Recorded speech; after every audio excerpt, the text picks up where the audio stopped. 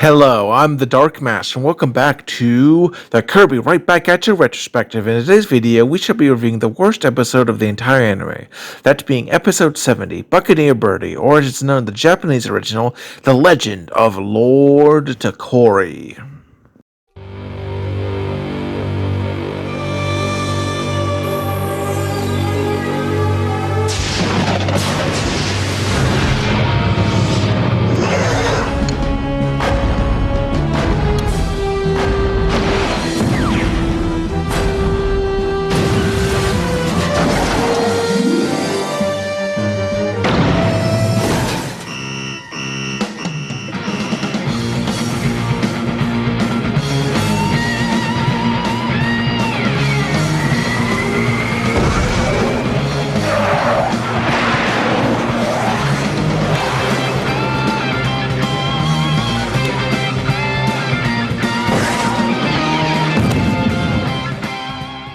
This episode was originally released in Japan on February 15th, 2003 as a 70th episode, and then in North America, an English dub by 4Kids was released on April 17th, 2004, also as a 70th episode. Wow, 70 episodes. We're already 7/10 of the way done. We're closing on the end. I'm not going to mince words, however. Due to being focused on Tokorri, who is the worst character in the show, this episode was the least enjoyable to rewatch in order to review. Generally, I try to avoid the whole angry reviewer trope, as generally I'm a rather chill person in a lot of my videos are, overwhelmingly positive, given the show is, in my opinion, generally speaking, good. Even for other episodes I've considered bad, such as episode 18, Flower Power, which I've reviewed and considered the second worst episode in the series, I still try to keep things relatively positive, and I thought that it's a relatively okay episode, just not one of my favorites. However, this episode, Buccaneer Birdy, is significantly weaker than even the second worst episode of this anime. Even if we ignore Tokorri, a wretched character that he is, there are still a number of large flaws as well as plot issues that we shall see. Without further ado, let us start with this episode's plot. The episode opens to a shot of the abyssal bird Tokorri, sleeping like a hobo in a tree in the center of Caputown. His unearned rest is broken when Tiff asks him if he's enjoying his catnap. This humble joke greatly offends the arrogant snowflake, who demands an explanation. Tiff, curious as to where Kirby is, asks him if he has seen Kirby, to which he answers extremely rudely, childishly complaining that Kirby is someone that he doesn't associate with, and he always eats his breakfast, which is a petty reason. Tiff then says she'll go ask someone else. However, Tokorri continues to harass the little girl, saying she shall tell Kirby that he's, petulantly sick of bailing him out of the situation, which Tokorri has never done in any significant degree in any episode, and Tiff rightfully tells him off for this foul behavior, saying he should tell Kirby himself if it's such an important thing. Tokorri laughs like a sociopath as he flies away. We see Tuff, the Cappy Kid's Spike at Honey, and Kirby playing with a soccer ball, but Kirby accidentally headbutts it into the tree Tokorri is resting in. Spikehead calls to him as Honey asks him if he can pass them the ball back, but he laughs at the poor children, saying he's no goalie and won't give them the ball back. Tuff calls him out for being a prick, but Tokorri sticks his tongue out at the group, then kicks the ball away, as you see the first change between versions. In the Japanese original, after hitting Kawasaki in the face with the ball, causing the guy to drop all of his vegetables, the ball then hits the mayor's car, which then, causes it to lose control, crashing into a nearby house, endangering the life of a small household. For unknown reasons, 4Kids saw fit to remove this scene, which is a darn shame, as for one, censorship is always stupid, even in a bad episode like this, and it kind of highlights how much of a rotten egg Tokorri is, that he would endanger the lives of others. The removal was likely due to parental concerns of kids recreating this scene, which is stupid, but also it means we see more of Tokorri, so No option makes this episode better or worse. In either version, Tokorri laughs at the evil deed he just did. Tuff says that most birds try to be sweet, but Tokorri obviously does not, as we then cut to the jazzy intro. After the jazzy intro, we see Professor Kirby in his museum, where he's inspecting a very old book. He comes across a picture of a pirate with an oddly familiar bird that he looks at, and realizes that this bird must indeed be related to the terrible bird Tokorri. It is also here that we see the next change between versions. In the Japanese original, he's called Captain Kirk, while the bird is referred to as Lord James Coleet. In the English dub, both these guys go unnamed, which I think is a darn shame, as it removes a little world building, which, admittedly isn't that valuable since it relates to the wretched bird Tokorri. Also, Lord James Coleet is referred to as royalty in the Japanese original, whereas in the English dub, he's simply called a bird of high standing, which is kind of odd. It seems a very arbitrary change. In both versions, they then see the townsfolk discussing how awful Tokorri is. The mayor's wife says he's a flying nuisance. Gengu, the toy store owner, agrees. Tuggle, the grocery store owner, calls him obnoxious, and Kawasaki rightfully complains about his ruined ingredients that were done by Tokorri's actions earlier in the episode. There's a minor change, as in the Japanese original, we go first to Bookums, who says he's a menace. We then go to Samo the bartender and Mabel, who say that his nature is crooked and has been born under a bad star. This then goes on to Gengu, who asks where he came from exactly. The mayor is saying he wonders what his parents would think, to which Bookham says that sadly it would be impossible to find out, as the parents of a stray bird like him are a mystery. In the English dub, we cut right to Bookham saying that they ought to lock him up. I have to admit, this is another change that baffles me.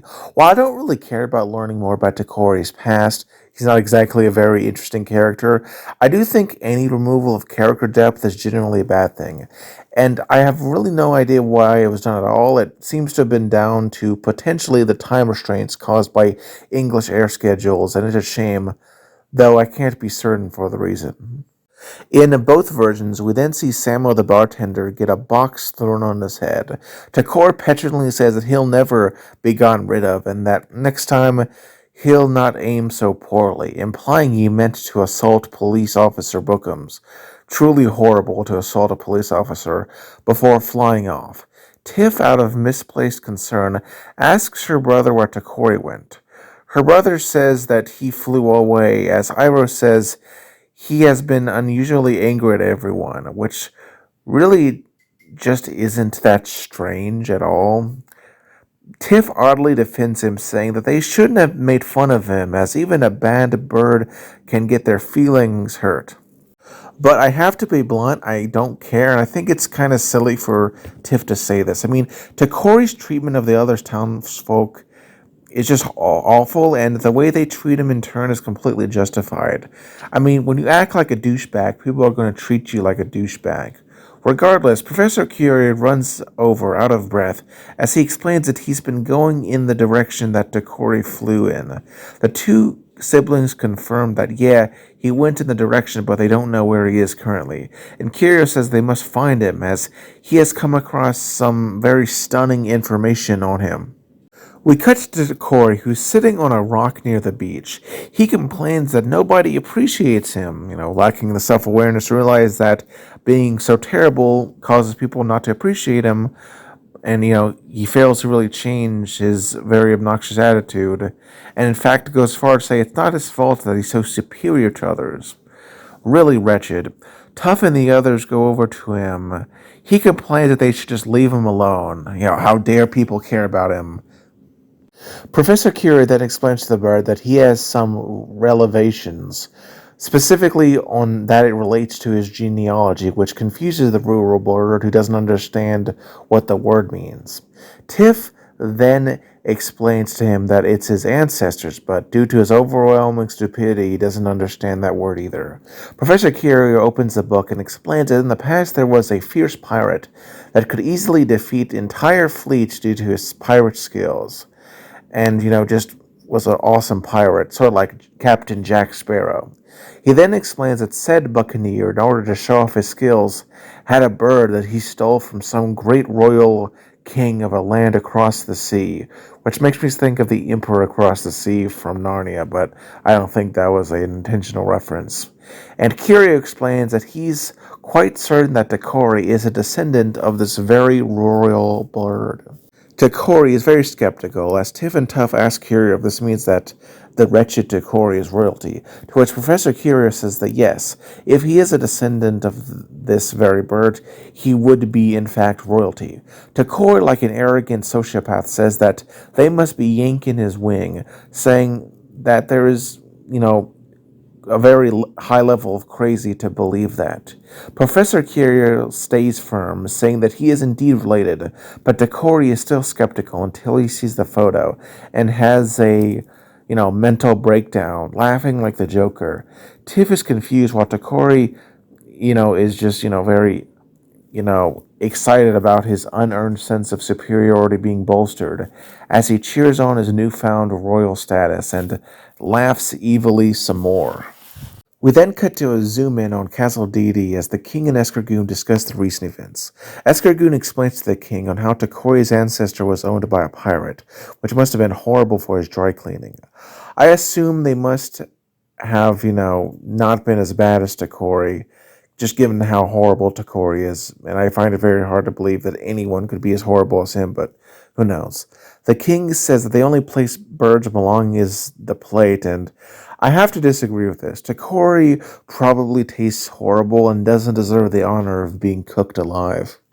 Escargoon points out all the treasure that this bird likely had. This excites the king, as we then cut back to Capitan, where we see the townsfolk have all, stormed the police building, where everyone is, discussing the recent evaluations of, Tokorri being a royalty now.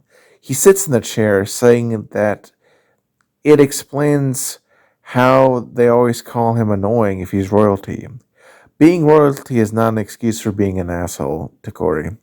Kawasaki asks if they should, call him Sir Tokorri, but in a form of fake humility, Tokorri dismisses this. Tiff then says that if the pirate left his treasure here, then, it must indeed belong to Tokorri. After all, why would he leave the ancestor here as well? Professor Curio says that his research confirms that indeed the treasure has been left here. Kawasaki and Professor Curio then continue, saying that the treasure would therefore belong to Tokorri. Tuff asks him if he knows the location of the treasure, but Curio, however, says that he's uncertain due to the mysterious nature of the historical sources. Tokorri doesn't care about the treasure, as Kawasaki asks if he can have some of his treasure, and Tokorri agrees in a strange case of generosity. We then see the various Cappies excitingly crowding around Tokorri, who signs his treasure away. Tiff tries to warn him that he's giving more money away than he has, to which the egomaniac says he doesn't care, as people are glad to have him around for once, and that's all that he cares about. This ruckus is ended by a literal red carpet being rolled out for him by the king's waddle-dees, who have arrived by limousine, and Escargoon invites Tokorri to the castle. Tokorri gladly accepts the invitation. The mayor and others wish him a happy visit, and they drive off as fast as they can, so we cut back to the king, giving the horrible bird a huge feast. He's shocked by the king's surprising, forgiveness and, niceness that he's doing right now. Tokorri stuffs his face. It is in his foulsome birds dialogue that we see the next change between versions. In the Japanese original, Tokorri whines at Dee for looking at him and asks him to do some party tricks. Meanwhile, in the English dub, he says that he hopes the king doesn't snore worse than Kirby. Both versions are okay and do a great job conveying just how much of a wretched, horrible piece of dog water that Tokorri is. Which is something that is, very evident in both versions. So it's one of those changes that doesn't really impact the episode. The king gets, rightfully so enraged, and like all of us, wishes to crush the little bird shit with his hammer.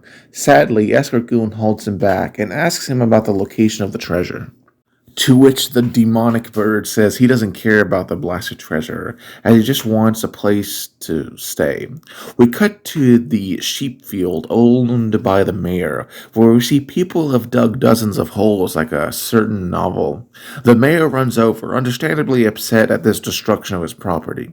The Professor Kira explains that the treasure was said to be buried, and Tuggle says the obvious, as the mayor asks, "What does the legend say?"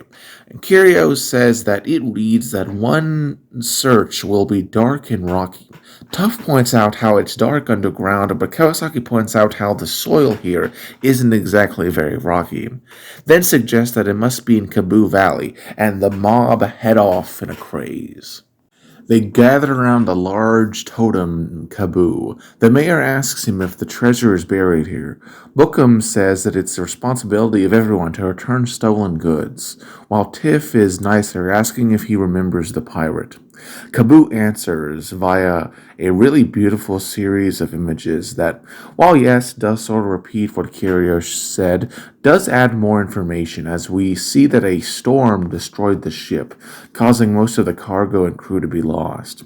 The treasure chest floated to shore, which was then moved by the pirate captain, who happened to have a little yellow bird on his shoulder.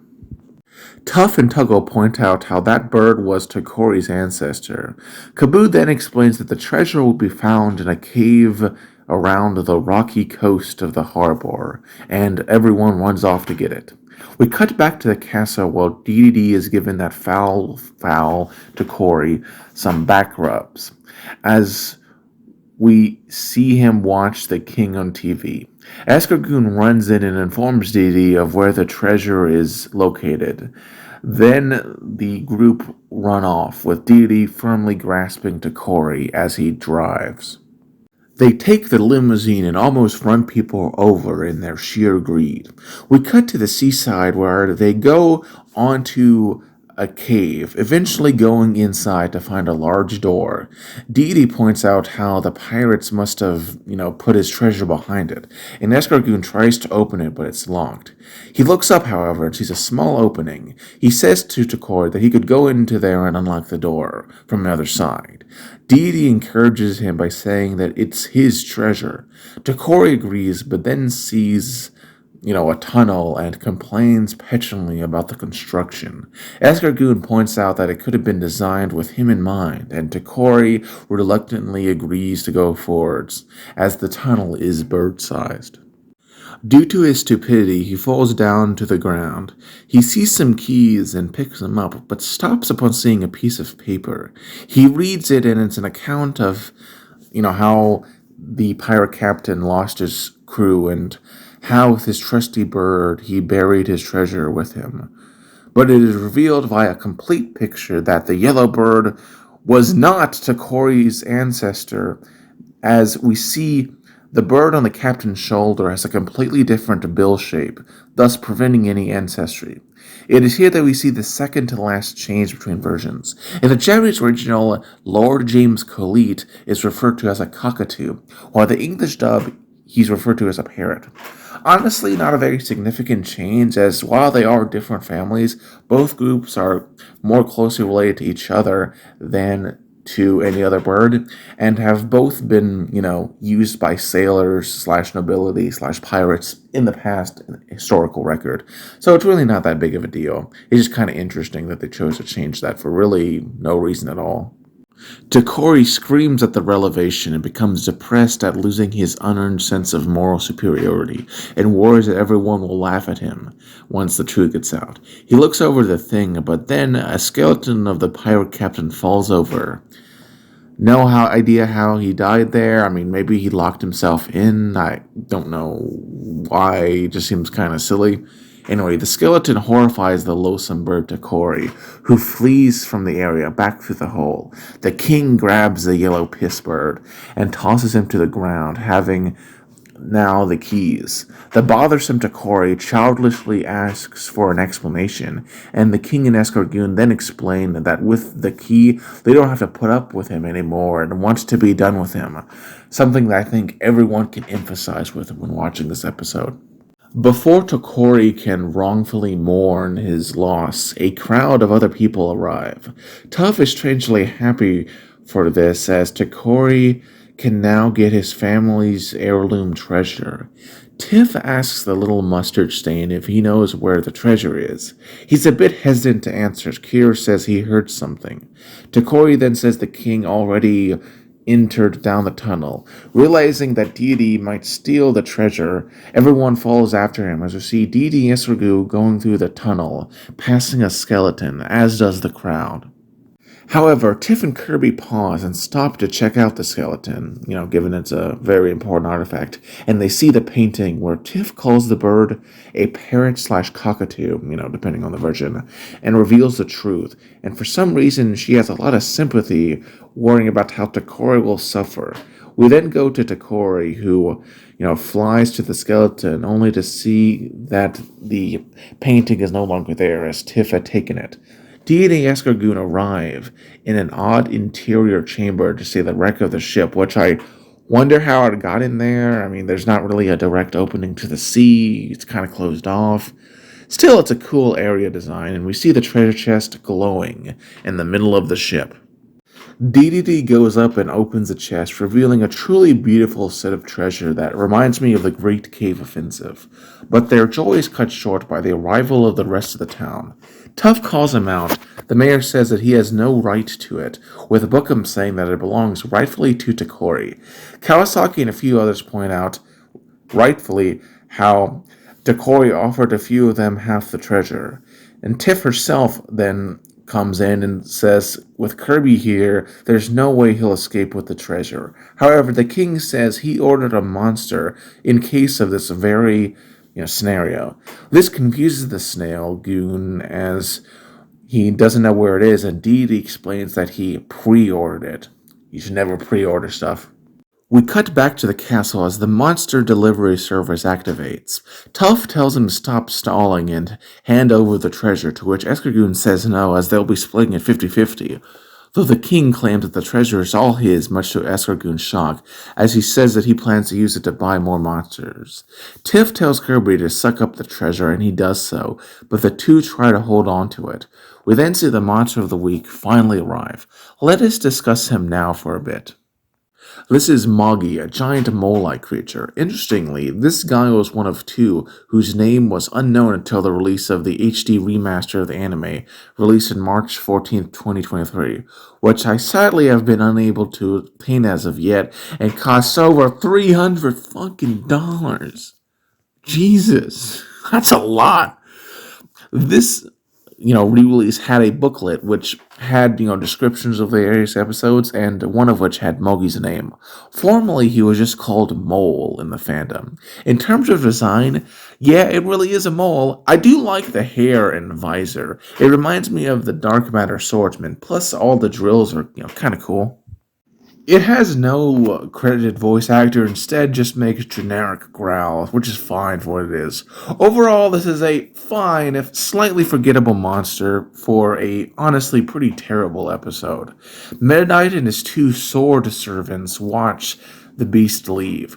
Sword Knight asks if they should get involved, but Meta Knight says that they must let Kirby deal with this in order to grow as a warrior. We then cut back to the cave, and the beast arrived, stopping Kirby from inhaling the treasure, and bats him away. Kirby tries to inhale the mole monster as the others hide. However, the beast burrows to safety before emerging behind Kirby and grabbing the pink puffball. It tries to drag him underground, presumably to kill him, but Tiff tosses a rock at him, causing him to release the baby. Tiff comments on how it has the advantage over Kirby, while her brother points out Dee Dee and Escargoon, who are fleeing, having stolen the treasure while everyone is distracted by the giant threat. Tiff chases after them. The two escape onto the beach, but instead of just running to either side, I don't know why, they instead decide to jump onto rocks for some reason, which is a lot harder to do. And, Tiff follows after them. They flee for some reason, despite being full-grown adults who could easily overpower her, and they did that in the past, like in episode 8, Curious Discovery, which I've reviewed in the past, where they, tied her up. Regardless, he then suddenly see a massive shark come out, which is actually Joe, an enemy from Kirby's Dream Land 3, which is a game I've reviewed if you'd like to learn more about that game. In what is the largest plot contrivance ever in the entire anime, Kind shows up and says that he asked Joe to help, somehow being aware of what is going on, which is impossible given the context of this episode. It just seems like he came out of nowhere, just in time to save the day. Joe the shark attacks Dee Dee Escargoon, who then drop the treasure into the ocean. The two in their greed to dive after it, but are chased after by Joe, who they look back at in horror before being chased far into the distance. Why they don't go to the shore is beyond me, but shame we couldn't get to Joe to brutally murder Tokorri. Kind, the simp fish for Tiff, offers her to get her the treasure back that fell into the ocean. Tiff, however, for some reason declines this. This is really stupid and out of character. Firstly, there's all the townsfolk who are promised some of the treasure, but also, given her love of history and nature, I don't think she'd realistically let such an important set of historical artifacts just to, be forgotten and rust in the ocean, while also harming the local environment, as, rust can hurt coral reefs. I'll return to this later. We then see Tiff carry the chest back to Kirby and the others. We see Kirby being chased by Moggy, who tunnels after him. I like how it looks like a face. Moggy corners Kirby, but luckily Tiff arrives just in time to see Kirby in danger. She opens the chest, which is now empty, except conveniently for one piece of treasure, an elegant mirror. Very convenient. It's almost like that, was pre-planned or something. It doesn't really make any sense. Tiff then throws it to Kirby, who he eats it in order to become...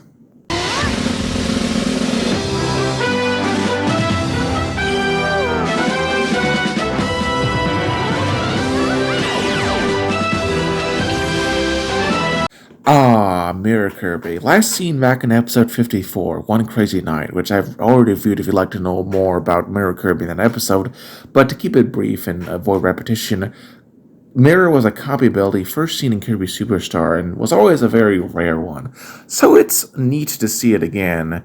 It's only a shame that its final appearance was in such a horrible episode. Ugh.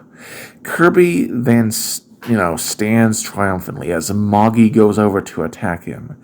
And it is here that we see the last change between versions. In the Japanese original, Kirby calls out the names of his attack moves. 4Kids removed this in the English dub, and honestly, in my opinion, the less Kirby talks, the better. So, at the very least, the last change between versions is a positive one. Moggy tries to slice him, but the mirror shield protects Kirby. He then tries to drill him, but Kirby splits into two mirror clones. The clones then rapidly multiply into a bunch who encircle the foe. They then pelt him with several confusing fake attacks, before the multiple clones fuse back together and perform a mirror cut, slicing Moggy clean in half. After a bit of static, he explodes. We then cut to that afternoon on the seashore. The crowd gathers around the chest as we see Tiff goad on the horrible bird Tokorri. Tokorri tries to be a bit humble, but only serves to drag out the ending, and Tuff tells him to stop kidding around, as Kawasaki tells him to open it already. The mayor also tells him to go on. Tokorri opens it as Bookums and the others are shocked to see nothing but a piece of paper, which reveals that indeed the ancestor was of Tokorri, with Kikurio saying that if the pirate was so desperate to protect a photo, then it shows his deep love for the bird as his greatest treasure. He then says to Tokorri that this confirms his nobility. Tiff winks at Kirby, where it's revealed that she had tampered with the photo to help Tokorri out. The horrible bird, in a bit of humility, seemingly thinking he was mistaken with what he saw earlier, says to the others to just forget his heritage. Curio asks why, and he explains it'll hamper how he can make fun of them. Truly, what an evil, cruel reasoning, and the Cappies laugh. As the episode ends with Tiff and Tuff commentating on how Tokorri is Tokorri, and Kirby leaps into the air as the episode ends. Now that we've discussed the story, let's talk about the positives, for which there are very few, and the many flaws in this episode. Alright, so in terms of positives, I have to say Moggy, the monster of the week, was a pretty solid design and had a decent role in the episode. While yes, a bit sudden, I thought it was very well done, and I think he'd fit well in the games. Maybe as a mini-boss that gives the new drill ability from Kirby's Star Allies, but Mirror Kirby was also neat to see again. It's always cool to see these rarer copy abilities show up.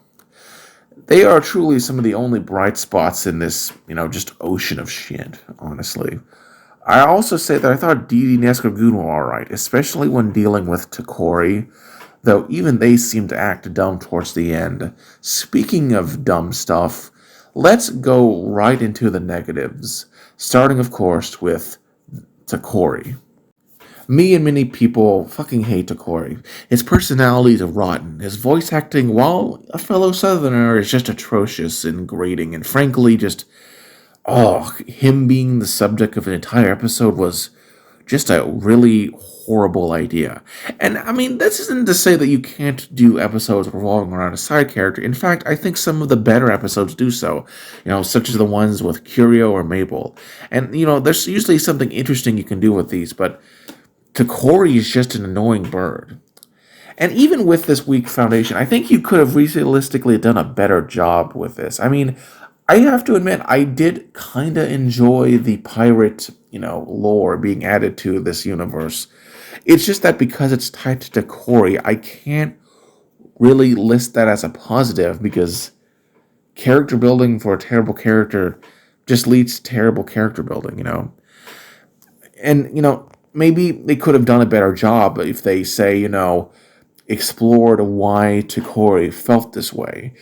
Maybe he had a rough upbringing, or maybe this episode truly, teaches him to be nicer to people and he has to come to terms with his, rotten behavior. But he just gets upset that people treat him not as a superior. But then in the end, his delusions of grandeur become justified throughout the episode. And the ending just, resets the status quo, so he doesn't really learn anything, which, that's a more fault of an episodic format the show gives, but still, it's just disappointing. He honestly just comes off, and I hate to use this term, as for some reason it really offends people, he really comes off as a Mary Sue. This is only heightened by Tiff, who, while I normally defend her as I think she gets too much flack from some in the fan base, but here I have to say, she's at her worst. This episode, she feeds into Tokorri's unending, ego and, really acts out of character towards the ending. And speaking of the ending, that has to be one of the biggest plot contrivances in the entire show. Like, first off, it's convenient that DDD just so happened to jump onto the rocks instead of going to either side when he could have easily escaped that way. Two, it's also convenient that he doesn't, fight back Tiff, even though he could easily do that, and he's shown doing that before. And it's also very unusual that Tiff decided to just abandon this historical treasure and then decided to alter a historical document just to, feed into Tokorri's sense of self. It's just really bizarre. Her abandoning the treasure also feeds into the other convenience, where it just so happens that the only treasure that is left behind happens to be, the one that can give Kirby the copy ability of Mirror. I mean, if you really wanted Tiff to throw a piece of treasure towards Kirby, I think it would have been better if they just didn't get rid of the treasure. That way you wouldn't have this contrivance of just, oh, it just so happened that all of the treasure was left behind, except for the one piece that was useful. Just weird. Like, I would say, definitely a very weak ending to an already pretty garbage episode.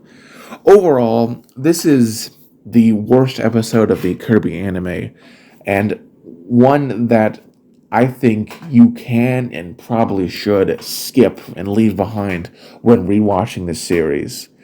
Luckily, it's only up from here, so yeah, Tokorri, his shadow doesn't impact the rest of the series.